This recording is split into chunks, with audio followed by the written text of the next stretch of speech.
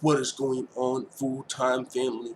UFC president has came out and insinuated that one of the greatest fighters of all time, Jon Jones, may be scared of facing Francis Ngannou, who defeated Stipe Miocic at UFC 260 to become the UFC's new heavyweight champion.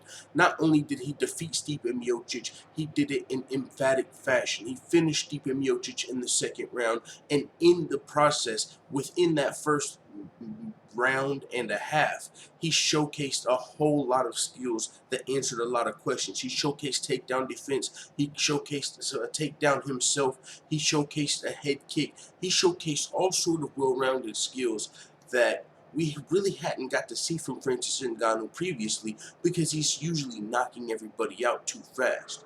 Now he came out and he knocked out Stipe Miocic, but he did have time to show how well-rounded he has become, which put the MMA world on notice.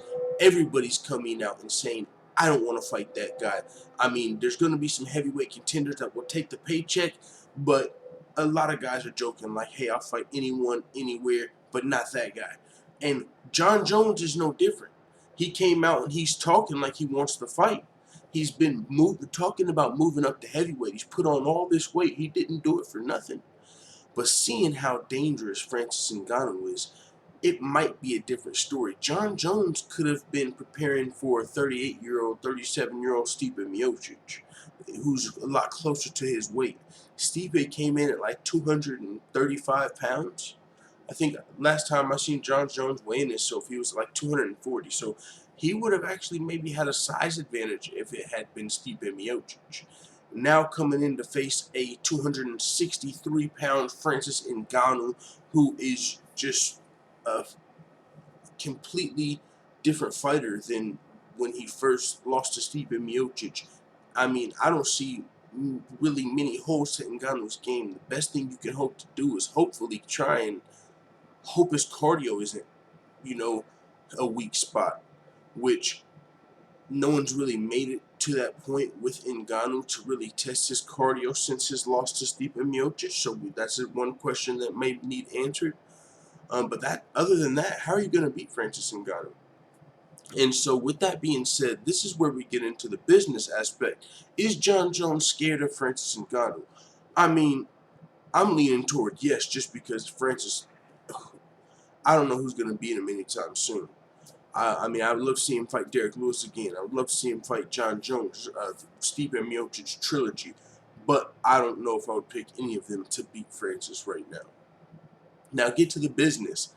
Jon Jones is one of the few fighters who can take his ball and go home, because he's always had that leverage.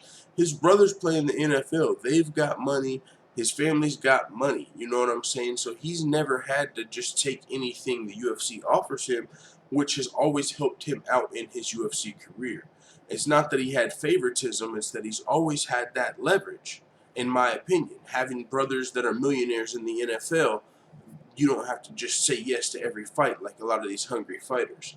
And so Jon Jones has the leverage to say, I'm not fighting that big scary motherfucker unless you pay me a lot of money. And with that being said, the UFC would have to make the decision to open up the Brinks truck for Jon Jones. And he can really make a ridiculous price that it wouldn't make sense for them to pay. And that's where you get to a stalemate, which is where Jon Jones can price himself out of the game. It can be one of those situations like, yeah, I'll fight him for $100 million. So, motherfucker, I'd fight him for, everybody would fight him for $100 million. But the UFC's not going to pay you that. Oh, I want to get paid. But what you're asking for could be unreasonable. Now, we don't know if it's unreasonable, but we do know Jon Jones has the leverage to not take the fight. He can just take his ball and go home. So this situation, we could never see this fight. It depends on how bad Jon Jones really wants it. Because, like I said, he's got money. He doesn't need the fight. So if he wants to fight, he can just say, okay, man, let's meet in the middle. Let's get this fight done because I really want it. But if Jon Jones really wants this fight, he can get it done. But at the same time, it's more likely he's going to make some unreasonable demand that the UFC can't meet. Like, we can't give you $50 million for this, John. What the hell? Well, I'm not fighting him. Haha, your fault. You should have paid me more. No. If John Jones wants this fight, he can get it done. So we'll see what happens. He's already said Derek Lewis can have the next fight because he wants the money.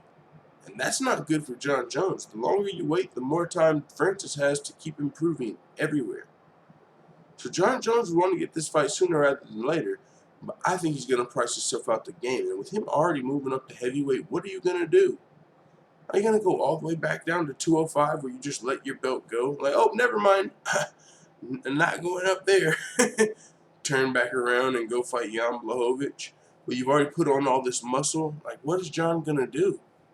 He's almost backed himself into a corner, already making it so public that he's moving up to heavyweight.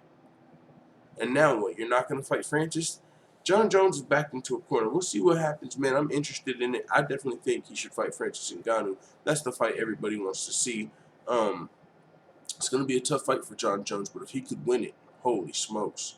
You're talking about greatest fighter of all time. That would be undisputed. And with that being said, man, that's my thoughts on, is John Jones scared of Francis Ngannou? I believe there's a little bit of fear, a healthy amount of fear in John Jones, because we all just seen what Francis did to Stipe. And if John Jones wants this fight, he can get it done. And it doesn't look like that's what's going to be happening next. With that being said, it is what it is. Let the full-time family know what you think in the comments. I'm out.